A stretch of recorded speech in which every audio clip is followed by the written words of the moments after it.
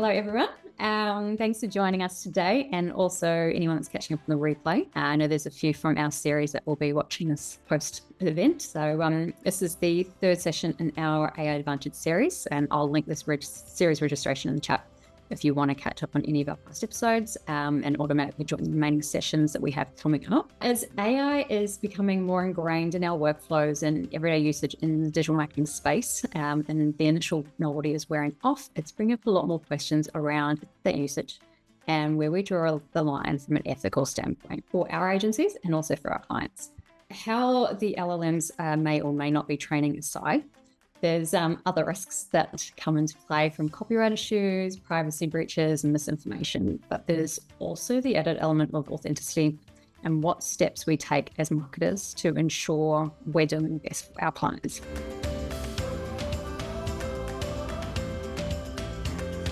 So I'm very excited to have Lauren Petrullo joining us today, our agency owner of Mongoose Media. They are a data-driven and design-thinking digital agency based in Orlando. She is also the co-host of podcast Perpetual Traffic, which is very cool. She's known as a leader in digital innovation, and she's also been following quite closely with the changes that are happening in the AI world. So welcome, Lauren. Thanks for joining us. Thank you. Good morning, good evening, good afternoon, for wherever you are. Everyone. Cool. So you use AI in your agency, as do we and many other agency owners in the digital space. It's here to stay, not going anywhere. Now, I really want to dive into that and some of the more ethical considerations. Now that we're past the point of getting into it and getting our toes wet in this world, what considerations we should be making as agency owners to protect ourselves and our clients as AI evolves, and how you navigate these as an agency owner yourself. So let's start with client data. That's a big one there. Yeah. So we all collect data. It's what we use to drive results for our clients and our own agencies. How we handle data with AI brings the layer to it. I know that the APP, which is the Australian Privacy Principles, require clear communication on how data is used. Sure, is similar in the US with the privacy policies around there. So how has that changed the way that you use client data and communicate that with clients when we consider things like privacy breaches and potential use of training to the AI? Yeah, good question. So I live in the United States, and the large majority of our clients are in the United States, and we are in a litigious society. And AI use, just in general, a lot is done. When we're talking about data privacy, there's data privacy of what clients share with you. So I can tell you that there's been a huge increase of NDA signs that have to be done between agency and client relationships. That's definitely picked up over the last year and a half. But also if you're using so data that's been provided to you, and we have to have clear training for our team, because our team, we have AI services that we use that we pay for, but they're also using AI services that they're coming across.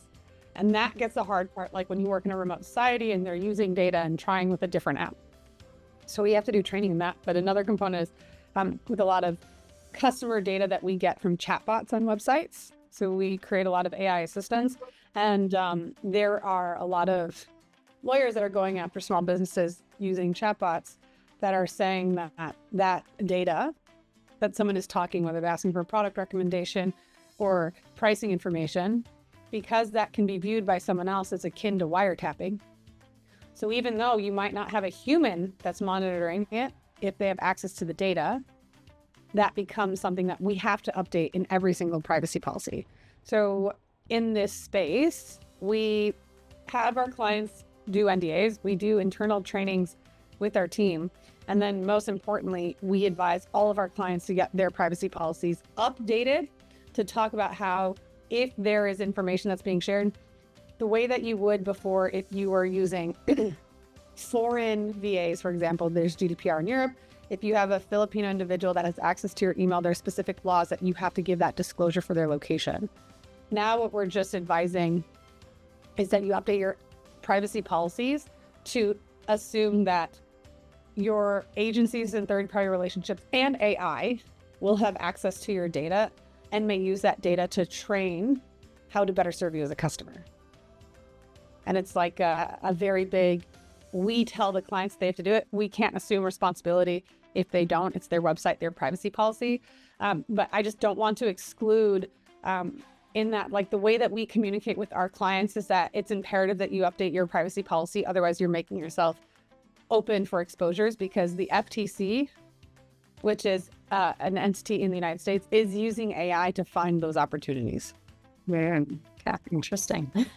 Oh yeah. Oh, they're very open about it. And like a small thing unrelated, just like if you take nothing else from this webinar, listening live or in the recording, if you have any services that have AI enabled on your website, you have a huge target on your back, because I know what prompts they're using to search the internet. So like in that kind of capacity, you have to protect yourself as well.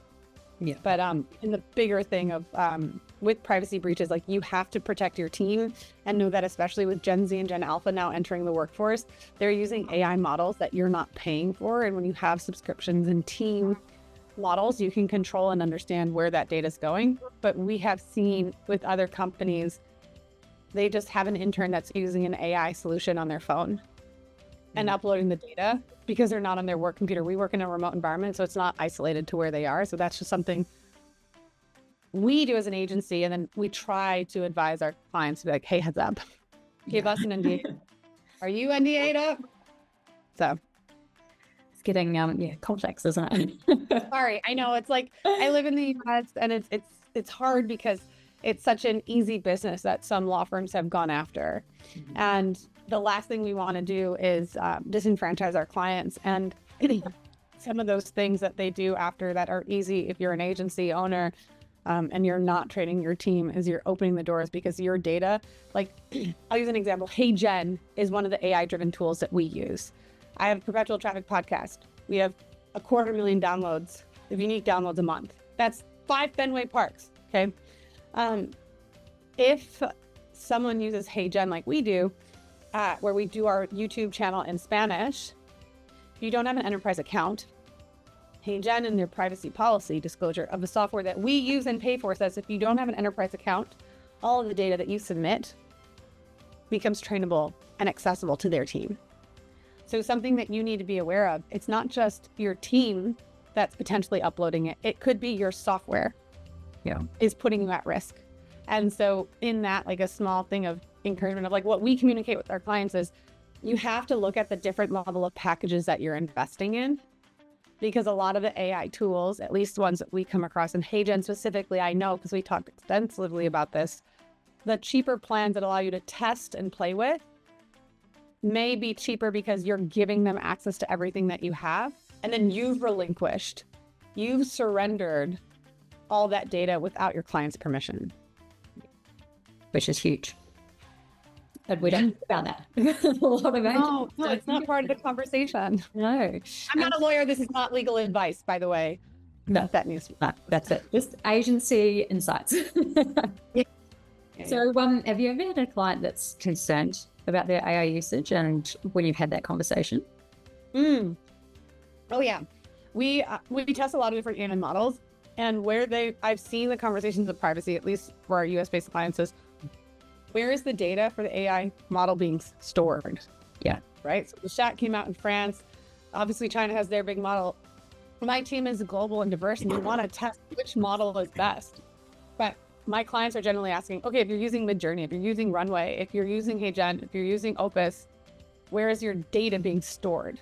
Less on the if you're using it, they just want to know which companies disclose it so that their legal teams, because we work with companies that are as big as like $900 million of revenue a year, to some that are doing as small as like $1 million a year.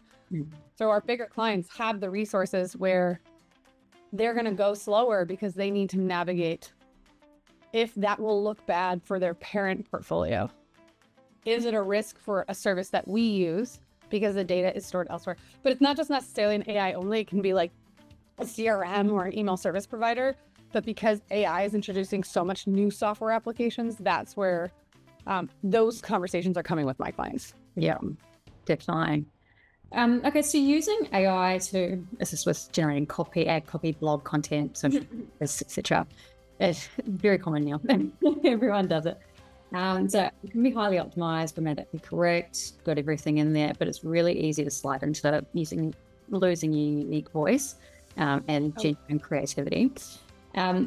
There's also the risk of generating those factual inaccuracies and bias. So what's your human override process for when using AI-generated content to catch those factual errors, tone inconsistencies, potential insensitive phrasing, all of those things, and to what extent do you rely on it? Sure. So we have human intervention in anything related to AI. There's nothing that we have handed over that we provide to a client that is only AI driven. The places where we don't have intervention with AI is with like performance marketing and ad platforms, and those are algorithms that we can't control with Mark Zuckerberg. But anything content-wise that we generate, there's always human interaction, and there's a layer of QA. AI helps our copywriters never cramp up, but we have now a QA team that has to evaluate everything that comes forth and fact check, because hallucination comes into play. A use case, if I can give an exact example, we developed an ebook for a client in the autism space. Conversation starters for friends and loved ones where there's a child with autism in their life. And so in that capacity, we wanted to help facilitate a conversation with the mom that sometimes, or dad, is uncomfortable, doesn't want to discuss this, but early intervention is a real thing. So we created this ebook, we did all this research, we designed it all, and it looked amazing. It sounded great.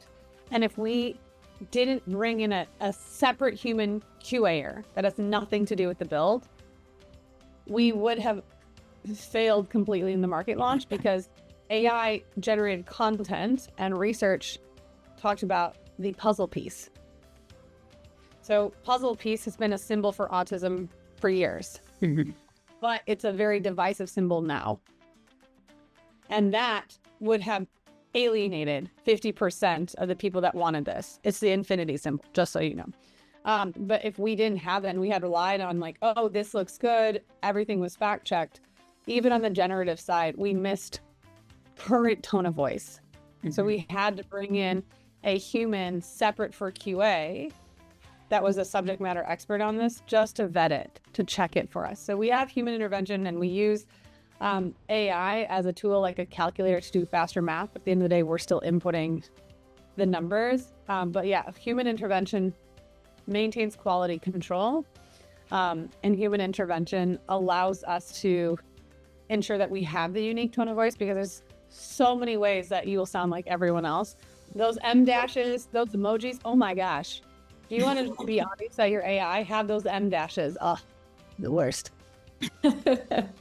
Yes, I'm seeing that come up a lot the argument. Well, and sometimes I'm like yelling at AI. I'm like, that is not what I wanted you to do. No more M. You're right, I'm sorry. I'm just going to put another one in here.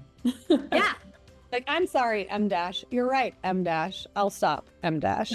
I didn't even know what that word was. Like, that should be the word of 2026 added to the dictionary, because it's prolific. Those overused AI words. Yeah.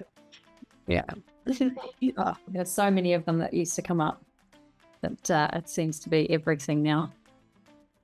So when it comes to using AI in our workflows, we use it like any other tool, like any other agency that's included in it. So I've got some like streaming on me now. Even more. It looks fantastic. You're doing vacation vibes. Waiting for it to go above the window line. But when we use it in our service deliverables, for example, like content creation or our assisted social media services, we're very transparent that it is in fact an AI-assisted service. At what point do you disclose that you're using AI pipelines in your agency? I know you mentioned you've got a new privacy policy and you talk to them about it. Yeah. But great question. So Leanne, we actually have implemented into our onboarding process. Mm-hmm. We use AI. Everyone in our team uses AI. It's advantageous for us. We don't cut costs on labor, but we do cut costs on software. and that allows us to be better, and we pass on that cost savings to our clients. So they all know we use AI, but the way we try to disclose it even stronger is in our onboarding process. We literally do an exercise. It's called Jesse's Lasso. So I worked at Disney. We would do this. It helps us understand what's in scope, out of scope. So Jessie was the character in Toy Story, and a lasso. Yeah. Maybe it's like lasso in some other places. But we say, like, we are going to be using AI either intentionally or unintentionally, because we do a lot of performance marketing, and Google, but especially Meta, is introducing AI, and what their trend is to eliminate us from opting out of using AI. So we have, and we're going back to everyone that we haven't done this with in our Q3 planning, is we say, what is your risk tolerance? And we have to push the boundary. So with the Jessie Lasso exercise, if we were doing this in person, I'd have a rope and I have all these like actual cards. And the card says, creating an AI generated video using photos, in scope or out of scope. If they say it's okay, it goes inside the lasso. If it's out, we don't do it. And so we ask, like, are you okay? Like, what's your threshold degree of separation of AI generated content for your brand? Because Meta, small thing, like if you're running Facebook ads, you get 5 texts, like 5 primary text, 5 headlines, 5 descriptions. If you enable AI, you actually get to double the number of primary text and headlines that you can have on your ad, which potentially doubles the opportunity for a lower performance cost, like a greater ad efficiency and increased performance. Because Meta has a narrative they want to sell. AI performs better. And like they've released new stuff all the time. AI just launched a whole new update with Meta, where on average you see a 12% lift when enabling Meta AI features. So if you're using generative AI inside Meta's ad platform, you have control to say yes or no or rewrite. So we say, are you comfortable if we have human override to approve Meta generated content? Yes or no. But then we also say, are you comfortable if we enable Meta to make up stuff? Mm-hmm. And some of the latest updates, like I think it was like May 19th, you can now do personalized brand tailored AI. So it's less generic. So you can have different avatars receive different ad copy. Again, you have the chance to do human override, or you'll have the chance to say, Meta, I trust you. Here's what I want you to know about my product and brand. Here's what I want you to know about the page. Have at it. So we ask them up front in their onboarding process, what is their tolerance and threshold for AI? And too long, don't listen. Everyone's basically like, I'm down to test. And if it helps performance, I'm down to keep going. If it makes no impact to performance, it's just going to be considered testing, and I want to be in the loop. But everyone else so far, like, we see performance do better when we enable AI in many different situations, especially with Meta, that they're like, yep, permission granted. Yeah. So that's how we do it in our upfront process to tell our clients. Yeah, cool. So while we're talking about Meta and the ad space there, let's jump into ad bot, ad targeting, bias, things like that, audience segmentation. Oh yeah. Big one there. So within that platform and your use of AI through their service, have you experienced much of their AI building their platform there with proportionally targeting? Yes. Okay. From the ad sets, the ways that we can see disproportionate targeting, you can go in and you can see demographics. I'm gonna get super nerdy. If anyone has questions and you're live, like, hit me with your hardest questions. I promise you, I feel really confident I'm in the top 0.5% of Meta folks in the world. So with targeting and stuff, you can go into demographic breakdowns, and that you can see audiences that are pushed for better conversions. Now, CPMs might fluctuate, and if you're treating your Meta ads as if it's like a day trading dashboard, you're missing the point. But it's supposed to find opportunities that in the long run are going to be more efficient for you, because I promise you, the Googles, the Amazons, the Facebooks of the world want you to succeed. They care more about you succeeding on their platforms than the founder does, because they're financially incentivized for you to do well. So in the audiences, what I see the algorithmic AI gives bias towards is, generally speaking, the older demographics. So if you have a product or service that has more success with a 20 to 35-year-old audience, things that you have to override then, which is only relatively new, is you can do with Advantage Plus audiences, which is the AI audience within Meta, which is also just going to become by end of year the automatic, and you're going to lose the ability to do targeting. You're able to do overrides where you can do value rules and say, I would like 20 or 30% of my budget going towards audience between 25 and 45. There's a very limited discretions you can give, but I will say that algorithmically, Meta tends to lean older, which is annoying. And then generative AI, my ads are always white people. Yeah, okay. And so in that type of bias, it gets frustrating. Yeah. We do ads in Spanish and Chinese. We've done ads in Farsi, French, English, everything alike. And what I don't see right now is adaptations to localization of language. Mm-hmm. So we'll see I live in Florida. I'm in the south of the United States. Do you know who also lives in Florida? Trump. You know who doesn't want to see Trump-like language? People in the north. I'm being very stereotypical, and this is not reflective of everyone, but we will see that softer language and like urban terms. I know that's not like politically correct the right way to say, but slang that's used in more densely populated areas is never showing up in our ad copy. So it's leaning right, political-wise. It's leaning older, audience-wise, and it's leaning white, photo-wise. Interesting. So how do you navigate around that? At the moment, there's the human override where you can get around it. Mm-hmm. What happens when, so they're talking about making it fully automated. If that becomes non-optional, how do we get around that as agencies? So it's like, oh my gosh, the magic question. I'm really lucky. I have a close relationship with Meta. I actually went with 100 other business owners to DC a few weeks ago with Meta. We did an AI conference with the top executives at Meta, and then talking about partnering with Meta as small business owners, representing small business owners, working with them as a company and legislators to make sure that all three people are in the conversation. So I get to bring up, this is what I'm seeing. And I'm in a privileged place where Meta's like, we're listening. And I'm like, oh, I have to represent so many people. So in that capacity, there's like, this isn't the best answer, but at least in the US, you can advocate to your legislators and say, like, this is really important to me. I want to make sure that legally speaking, we are representing everyone in our advertising.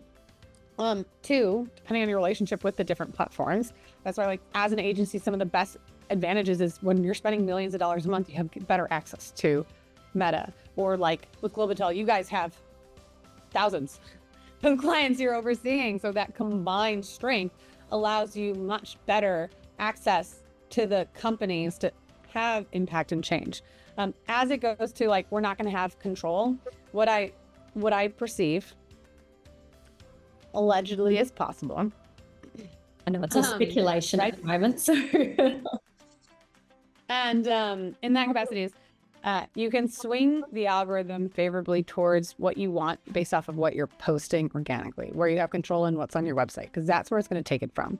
You can look at shops and everything in the e-commerce space, and that's predictive of what's happening in lead gen and B2B.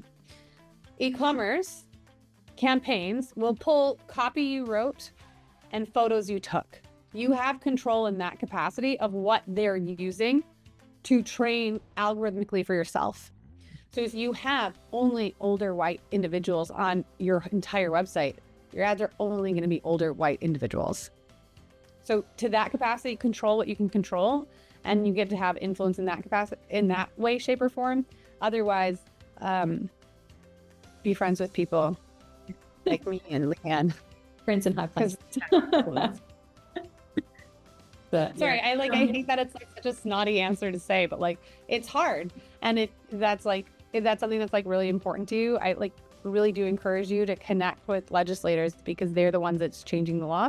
And I'm just, again, I know we're talking about like politics and lawyers, and I'm not a lawyer, I'm not a politician in any capacity, but they don't know what they don't know. And if you're unaware of what's happening, there's like massive sweeps that are affecting small business owners. I live in Florida.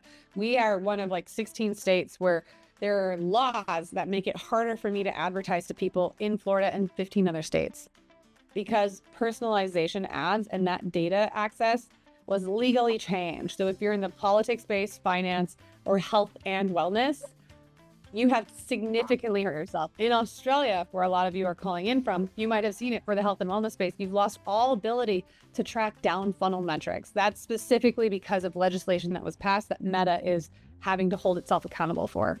So again, like, I'm not trying to be like, go lobby, do all these things, and just be informed. And if there's something that you know is coming or something that's important to you, you're empowered to connect to your lawmakers. Yeah, definitely. Based on where you are and the relationships you have. That's it, of course. Yeah, it's interesting. The whole, well, it's very much speculation, but you're not being able to opt out of some of these features and tools. Yeah. Have that non-optional thing going on. There's also the option, like, you don't have to participate on these platforms if you don't want. If you want to be like the organic ads is how I assume it's going to be, the vegan kind of ads where it's like you're not using full AI. Organic is going to be no AI. That's how I see ads are going to go. You're going to have networks that it's like no AI is allowed. And that's going to come up for sure, because deep fakes have been around since 2006. This isn't new. It's just becoming more commonly held. And UGC video reviews for e-commerce brands are pervasive. You have fake avatars advocating for products that this fake human could have never tried if they wanted to. Yeah. Because it's a computer generated image. So you're going to have these organic vegan marketplaces that you as business owner or an agency can advocate on behalf of your clients who don't want to be in those spaces. And they're popping up. The other component, like, I can see, like, because of the relationship I have with Meta, what I know that they do and where they're going is there are watermarks on AI generated stuff. So the consumer, at least in the United States, the trend is going to go that they'll have the ability to know, was this created or influenced by AI? Yeah. Especially in the image side. So there's going to be a watermark that you're going to likely see on your ad. You can click to see how much of this was made with AI. And then the user can be like, oh, this is 100% AI generated image, that then they can make an informed decision. Now, will most people do that? Probably not. But again, that's going to be the declaration of transparency. Yeah, which is good. It's good to have that transparency layer there. Now, interesting you mentioned deepfakes and synthetic media there, because I did want to cover that as well. Personally, yeah, so AI clones, voice simulators, fake videos, all of that. A big can of ethical nightmare implications for the client and the agency. So personally, the idea scares me, but others have jumped in wholeheartedly, gotten onto the trends and the tools and just run with it. So it's very wildly subjective, but where do you draw the line on creating and using that kind of content for you and your client or as an agency? Amazing. Like, this is, again, my personal opinion. If someone does have a different one, like, fight me on this. I use HeyGen. So I upload our videos and we translate our content into Spanish. Boom. They have permission to use my face for other stuff, because when we initially signed up, we didn't have the enterprise package because it's 10 times more expensive. We didn't know. So this is why I'm telling you what I learned. Where I want them to remove that, like that becomes like, again, I have to advocate on that behalf. Where I personally believe ethically is, if I am contributing content and using a tool, I could not use that tool, or I could pay more. I think that's fair. But I believe that I should have the right to, if I'm no longer using the tool, to set an expiration of how long they can use that content for. I don't believe that should ever be done in perpetuity. I think of it's like renewing a lease. And I look at that like, we've managed huge, like, there's one of our past clients, Color Wow Hair. You know, they're doing like $40 million a year and they're doing their hair care products for them. And they had relationships with influencers that we were allowed to use their content in ads until December 31st of that year. Very clear, very negotiated of when we could use their likeness and being. However, the caveat is as long as I launched the ad before December 31st, I could use it in perpetuity unless I turn that ad off. Then I couldn't make any changes and revisions to it, because then it was a created asset. I think the way that is set up for influencers and creators and that type of ad should be the rule for if you're using a tool. And then similarly, you have the option to opt out and delete. Yeah, definitely. And brands aren't doing that. So I'm just like, it annoys me because they're like, it's too much trouble for them to have to go scrape all the stuff. And so like, I have not seen a brand that protects the image as well. Because at that point, they're like, anyone can do it. You can take a photo from Instagram, which is a public image, and I can make a video with you. You see that all the time. When I go to YouTube and they're like, oh, look, Bridgerton season 4 preview out. I'm like, what? Oh, dang it. Not yet. Right. So ethically wise, like I really feel that there should be an expiration on that, and there should be a clean disevolve option to it. But with the dark internet, right, with nefarious ways of doing it, there's no an agency in place, which makes it hard. Hence why there's going to be like vegan or organic social media networks where you can't use filters, you can't use AI. How successful I don't know, but it's coming. Yeah, I guess it comes down to reading that fine print too, and making sure that you're aware. Oh, we know none of us do that. No. Everyone terms of service upgrades. Like, yeah. I mean, if you do, I'm impressed, but you have no time for anything else in life. No, way too much. But yeah, making sure you're doing due diligence before you're actually jumping into these tools is a big factor there. And having those expiry dates is a really good option to put in with your clauses for your clients. So something to consider. I would recommend that if you're an agency listening to this and you don't have like a partner like Globital that's already doing this, and you're looking at different tools, when you're evaluating them, before you take them on as a team, again, just in the data privacy space, is you want to find out where is the data stored, how can you get the data removed, and what data of yours can they train their models on. Those are like the 3 most important questions you need to ask of all the new software that you're employing, because if you don't, you will just open yourself and your clients up to liability. And I've seen another client that uploaded information into a public AI tool. I won't say which one or who it was, but they uploaded all their customer data, and then it was easy for someone else to find examples. Like, it's not hard to go backwards. I'm not like, you're listening to this thing like, oh, I'm gonna look at my competitors. You can go into AI software and just be like, hey, I want to know, like, who are Marine's clients? Like, there's stuff that you can do to get into it, or you can reverse LM. Like, if they have like an AI chatbot or something on that site, there's ways that you can do it. I'm not advocating for it whatsoever. I'm just saying, if you don't ask those 3 questions, you're opening yourself up way too hard. Yeah. No, thank you. So, yeah, very good questions to have in your checklist for onboarding tools. Your AI tools that you're trying to implement into your business. Any other must-haves from your point of view when updating your AI usage policy, your privacy policies? Well, I may not have one yet.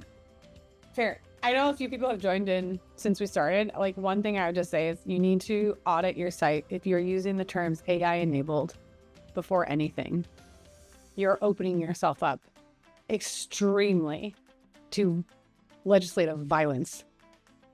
And so in that capacity, like, if you're using AI, that's fine. But if you're selling a service that's AI enabled, that would just be something.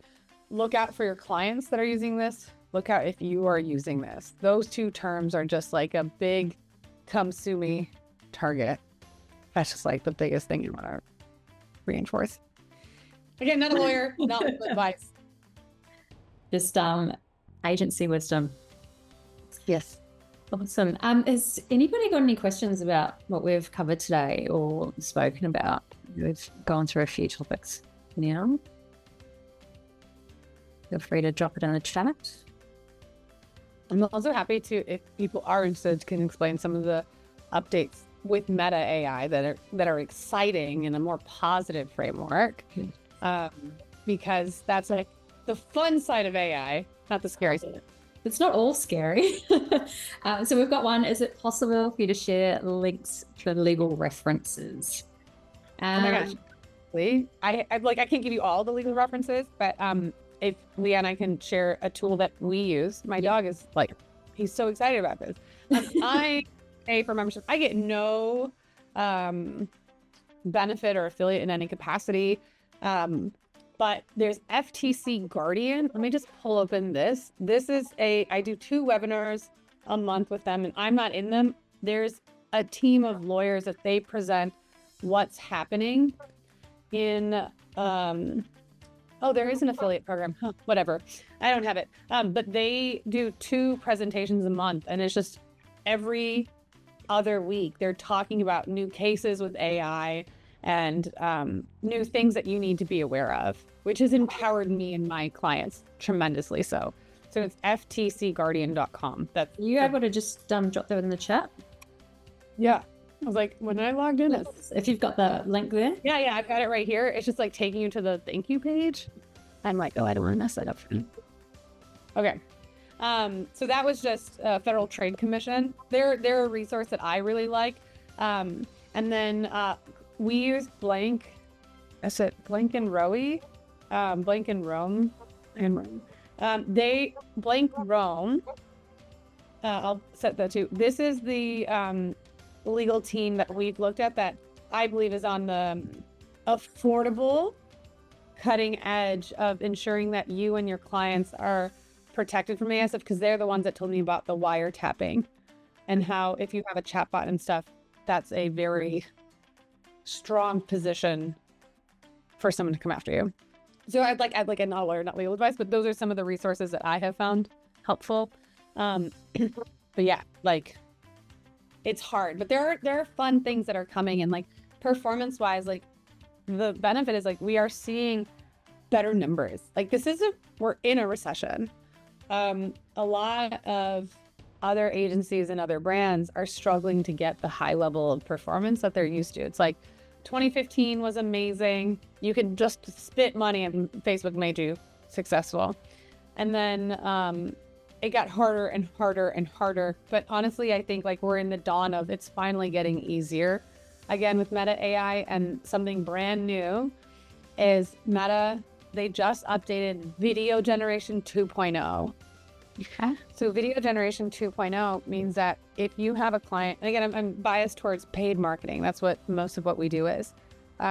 If you're running paid ads on Meta and it's hard to get video content from your clients, we know this. It's almost impossible to get video content from your clients. They might have really good photos. Go ahead. Doesn't happen. Photos are hard. No. Imagery, anything. Like pulling teeth. Yeah. But maybe you'll get photos, and they're not good, but you can use AI to enhance the photos. The demo that they had was with a jewelry brand, and you can put 4 photos together, and then Meta will create an ad, a video from those 4 photos. And it's not like a carousel or collage and putting some text overlay where it looks like a very junior person checking out Canva for the first time. Based on the quality of the photos, you can have a high quality ad that you might pay $15,000 to $20,000 for. And so that I think is going to be massive. And the agencies and the media buyers and the teams that take advantage of new AI rollouts from software companies like Meta, you're going to get performance increases, because you have to remember when they release these things, they want to show that the narrative that you get better performance when you use AI. So what do? When you're an early adopter, you end up getting a lot more impressions that you don't have to pay for, because they're trying to push it and serve that fits that narrative. Mm-hmm. So this video generation 2.0, huge. Secondly, the thing about, like, I can't emphasize more, the ability to have tailored AI generated comments in Facebook by avatar. So if you're an agency owner for Globital that has 200 clients versus like, it's like a burnt out agency owner that's ready to like burn all of Rome, right? Mm-hmm. Or you have the agency owner that's ambitious and just acquired another company. They're different profiles, different personalities. So now you can have AI to speak to them as an avatar, which you couldn't do before, and definitely couldn't be cost efficient with it. So this is very exciting of what's new. We just had another question drop in. So yeah, 3 questions to ask service providers. What would be 3? Yeah. So the 3 we said earlier was, where is your data stored? We want to know, do you use the data to model it? And if so, like, how can you remove it? And then 3rd one, dang, I'm like, Leanne, we have to go back and say it. It was, where is the data stored? how to use the data to model it. And when I remember the other one, I'll put it in. If someone else remembers that third one, please. You have to reflect. Yeah. I was like, those are the easiest three. I was like, we have it in a sheet where we do. Let me see if I have our how to remember. Thank you. Like we have a software evaluation sheet. So this is just like something that we do in our company. It's a Google sheet. It's nothing fancy. Don't knock them, they work. Oh, no. I was like, this doesn't have to be tech evaluation. Do I have it? Dang it. Okay, I have to look in my drive, but essentially like we say the software and then we do the pros and cons. And then we say, there's one person who's in charge of evaluating software. So again, we use HeyGen. I've used that 3 times. I don't have an affiliate link, or maybe I do. It doesn't matter. Keep it a few dollars. It's GEN, generative. We used Latte AI. We used several other tools before we did it. So everyone had to advocate, and we do like an employee debate kind of thing. And then when we decide what tool we're going to use, we have to put all the pros and we have to put the cons. I firmly believe no one on my team knows the software until they can tell me all the reasons they hate that software. Yeah. Leanne, tell me I'm not wrong. Every software you are not wrong. Absolutely not wrong. That you hate about, right? Yeah. So I'm like, everyone can agree with that one. 100%. Tell me, like, what's the software you're like, man, ClickUp is amazing. I just wish they would do this. Then you know ClickUp very well. So when we do the tech evaluation, we put the pros and cons, because when we choose a software, change management's huge. So we have to say, like, if we're going to change software, if we're going to change from HeyGen, we need it to be financially significant for us to make the move, or it needs to solve at least 2 of our cons. If it can't solve at least 2 of the cons, I'm not switching. Yeah. It's not worth the time and the labor. In your software, they're not just, yeah. We do that with our software too, when we're looking at switching. Because when you make a commitment for a full team, you're committed, and it's 2 to 3 years before we're going to change again. What can it do? So we have in that sheet those place as well. Yeah. Can it replace multiple other softwares that you've got? Can it do these things? Yeah. Oh, and like I would say a fourth question, by the way, this is like I don't know, like a ninja tip that we really like is we tell them we are looking at you against Jasper. We are looking at you against Surfer. We're looking at you against Meta. We're looking at you against Dots. Tell me in our sales call why you're better. And I get them to trash, right? So let's say like, I'm like, Surfer, Jasper, round 1, fight, right? I'm like, Jasper, I'm going to use Surfer. Why should I not use it? Then they tell me all the reasons that their software is better. Then I immediately go to Surfer. I'm like, okay, Surfer, is this true? Is this true? Is this true? And then you allow them to form and like which one should be the best, because it takes too long to figure that stuff out.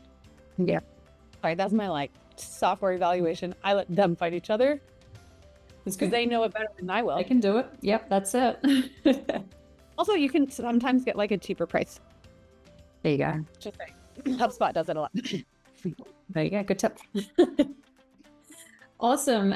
So, okay, we're going to on here. What's your preferred AI for capturing meetings, video transcriptions, sure, animations of websites? I have my AI is a Fathom, so that's what I have. When I know I have an affiliate link, it just gives like a ting ting ting ting. I spend $20 a month, and the reason why I do it is because Fathom AI. When we evaluated some others, I use Otter and Spinach and stuff. You don't have to pay for Fathom; it's free. But I pay the $20 because I have my assistant go in, and they can ask questions. So she wasn't on this meeting, so she can go in and ask questions. Hey, what did Lauren mean when she said this?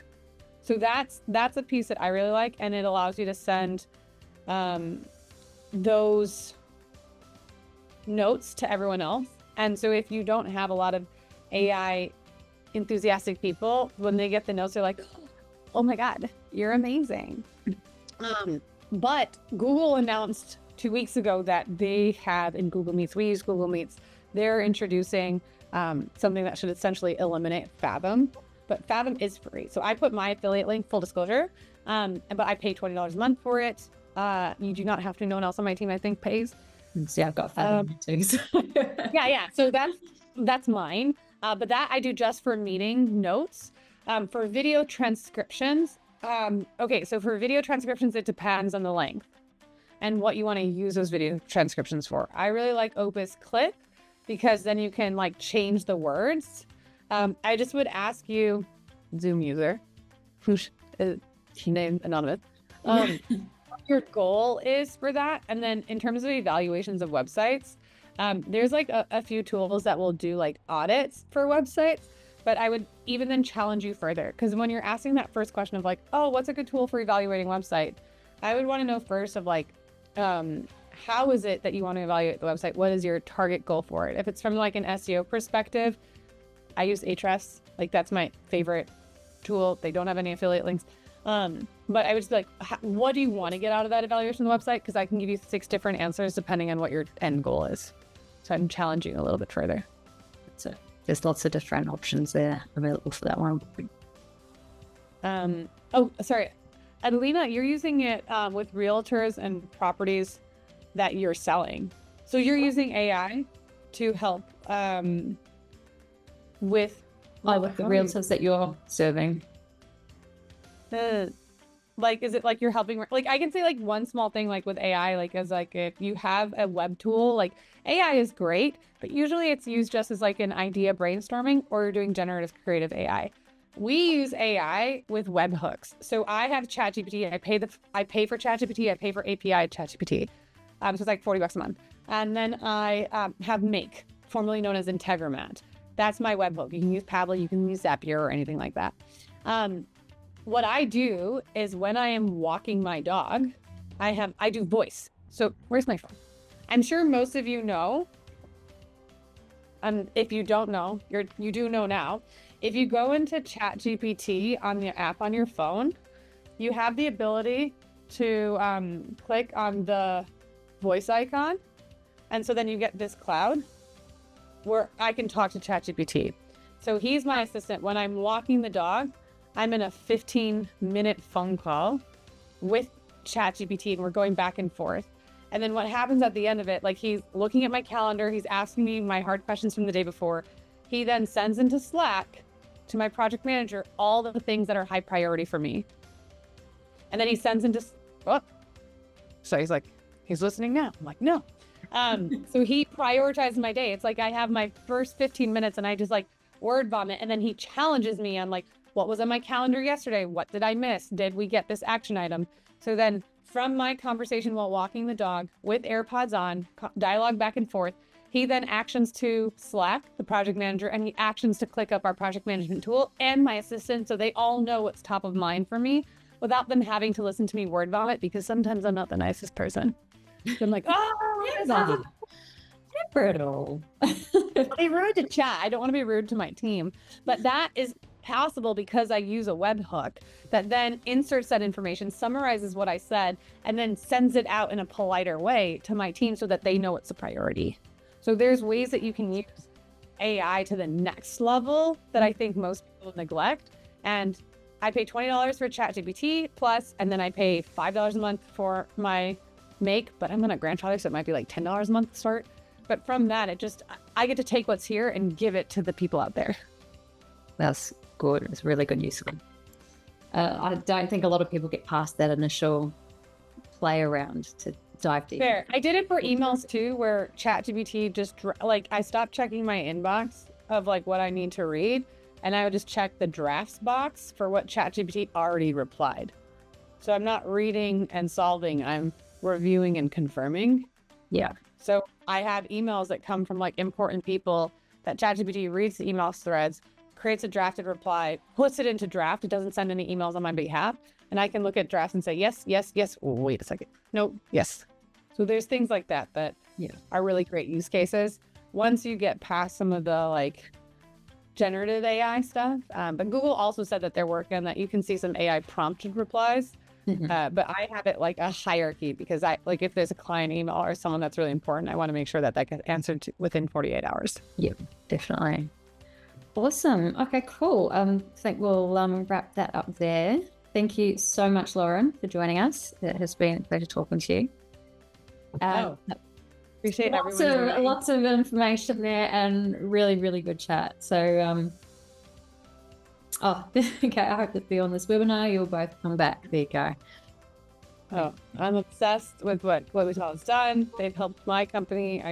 I have used them extensively as an agency. Like, I'm obsessed with everyone, even though you guys are down under. That's the worst part, because I wish you It's guys too were far away. here. Thank you. Yeah, that's it. Virtual. Awesome. So yeah, thank you so much, Lauren. It's been a blast, and yeah, really good chat. Hope everybody has got a lot out of it. I will make sure everyone gets the replay after this when it's ready, so everyone can catch up as well after the fact. And I've dropped some links in the chat, so if you want to jump into the series in its entirety, we've still got 2 more sessions coming up.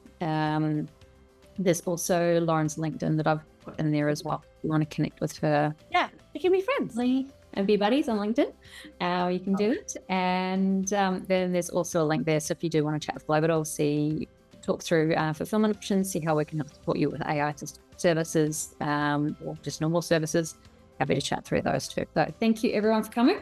Enjoy the rest of your day. For having me. I appreciate you so much.